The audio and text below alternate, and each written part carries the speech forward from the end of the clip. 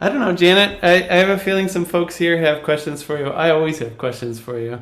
How about I ask one, and then we'll see if other folks have questions. Um, Sure. when you're not doing Friday Afternoon Song Club, what is your songwriting process like? Is there a typical? No, no. There is not a typical, and it's been really hard lately. It's been really, really hard lately. In this time where everything feels and seems so urgent, um, I've I've really struggled with what I have to contribute to this urgency. Yeah. And so I pick up my guitar and um, and I hold it. And sometimes I just hold it, and sometimes I just think of, I just play some older stuff. Sometimes I sight read some music I haven't read for a long time. It's been a challenge, you know. When did you know that you were a musician? When did you make a commitment to this whole situation, this whole life?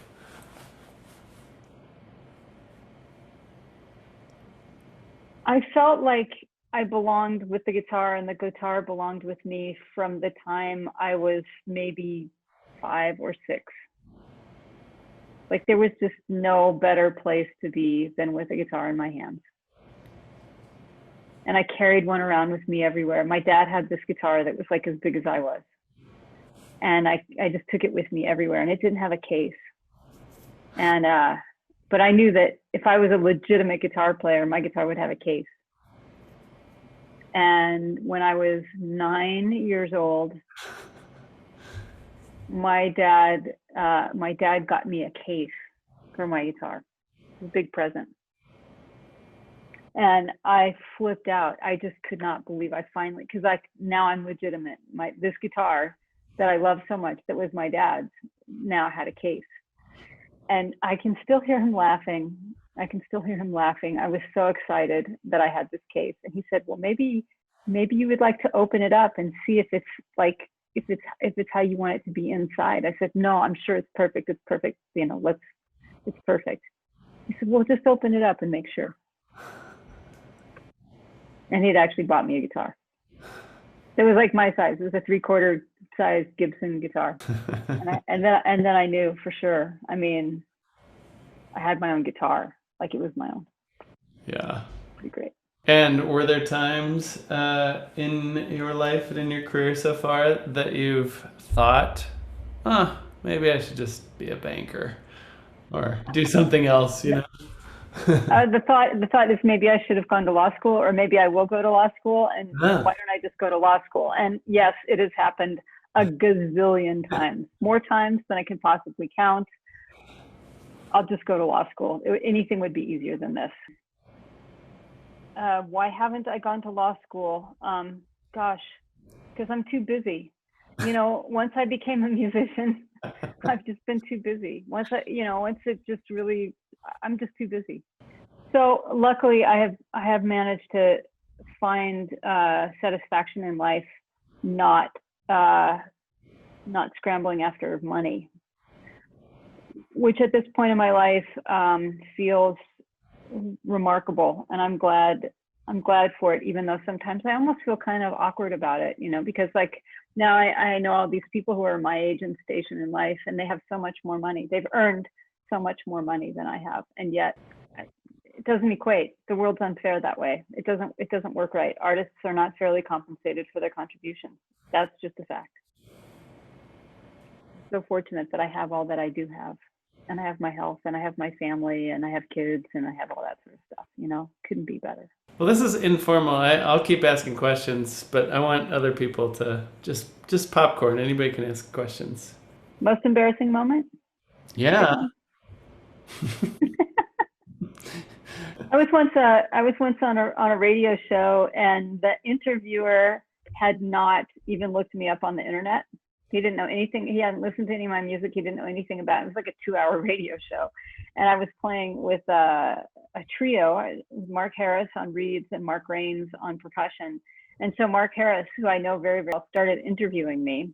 And one of the questions he asked me on air, he said, well, I know I'm curious to know this, and probably your listening audience would also like to know, do you always play radio interviews in the nude? Adam, yeah, you got a question? I was going to ask, what was your experience of this workshop today?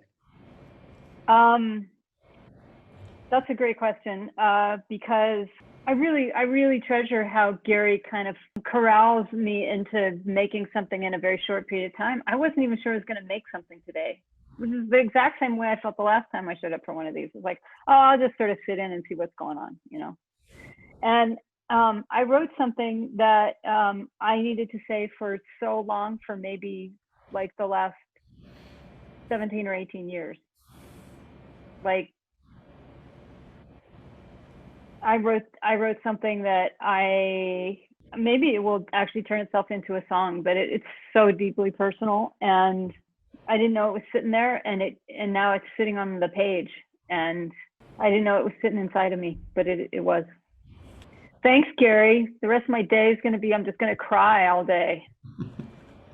I might, but clearly it was worth it. You know, clearly there's something about, I think there's something about being sort of pushed or compelled to do this thing, and to not mess around, you know, just do it, you know, and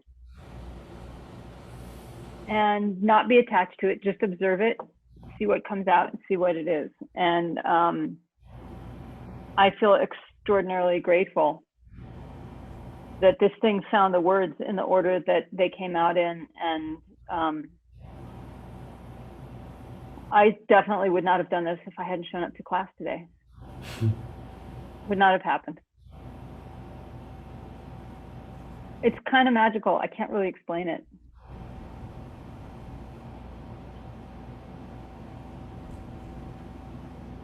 How was it for you, Adam? Very different than the last 17 weeks that I've been here. Wow. More. Good for you. I guess I say that because it made me realize that I have become familiar with like Gary's rhythm and like my response to being here. And I always get really nervous actually before I come to class sometimes. Always sometimes. Because I never know. It's like getting nervous before you go to therapy. It's like, am I supposed to be ready for this? And but I feel like something that does happen is like I never end up in the same place than where I began. And I felt something really different sort of open up to today for me, because something about that, like, take away the thing that is working for you right now, was taking yourself out of the center of what you're making. Like, wow. And everything changed, like the melody changed, the vibe changed, but I felt myself like get in touch with something that had been sort of inaccessible before, and I'm really happy that it came out, actually. Terrific. You know, there's a saying, I don't have it exactly right, but it's a sort of concept that I've been thinking about a lot in my life for many, many years, about taking my work absolutely seriously and not taking myself as seriously. And it seems like there's something about this particular paradigm that Gary's got us all playing along with, you know, that makes us take our work absolutely seriously, but it helps me take myself a little bit less seriously. So like I can get out of my own way. And yet when I do this thing with him, I always make the most profound, deeply personal music, you know. But it's because I've gotten out of my own way to do it. Does that make sense? Oh, yeah. Totally. Thanks, Adam. Todd, I saw you unmuted. Did you want to lob a question in?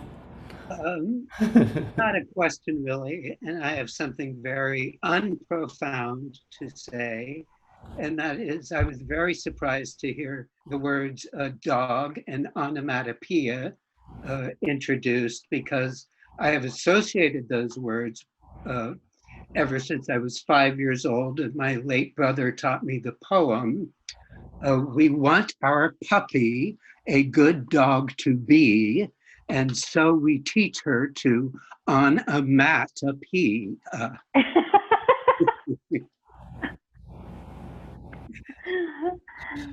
Oh, thank you. Yeah. Thank you so much. Yeah, I was really surprised. Oh, that's so wonderful. That's just so wonderful. Thank you so much. You're welcome. Thank you. Because I think of you as a master teacher. Can I ask you just to say a few things about what teaching is for you? Because like I know what it is for me, and there's this feeling of it feeding my work, and vice versa. And I couldn't imagine not teaching as well as working. But how did it happen, and what is it? I think I came to teaching because people thought that I could teach what I do. And so they wanted to learn what I do, which is not totally the case. I had to learn how to teach.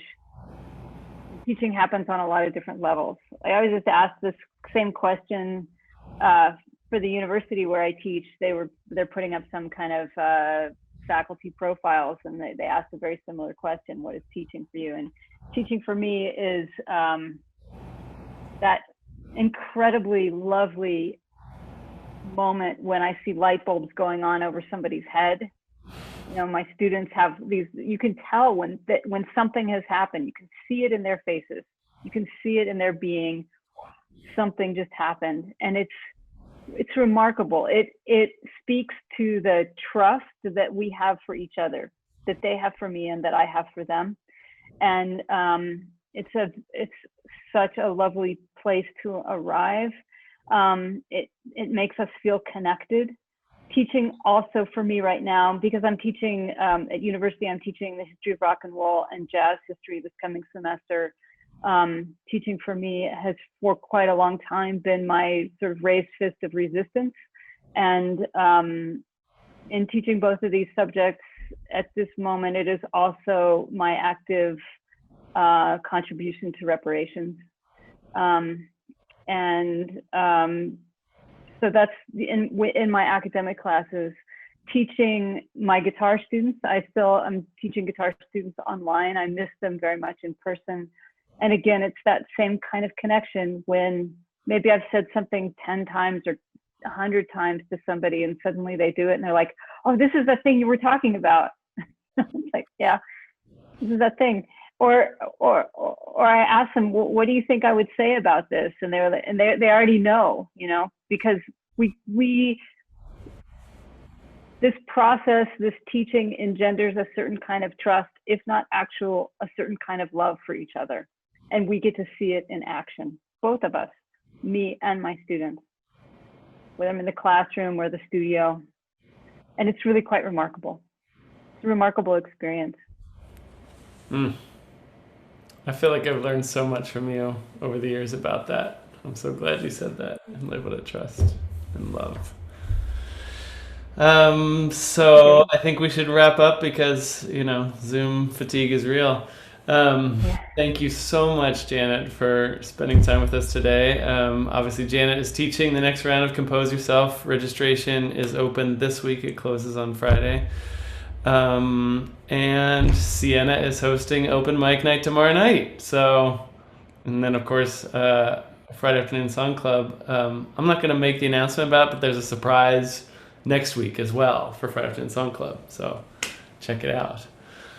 Thank you so much for inviting me, and thank you to your students for sharing you with me, being with you today. I really appreciate that. I know that they come for you, and here they got me too. So, I really appreciate it. Thanks for that. You're the best, Janet. Thank you so much. Thanks, everybody. Thank you, Janet. See you very soon. Good to see you. Bye, all.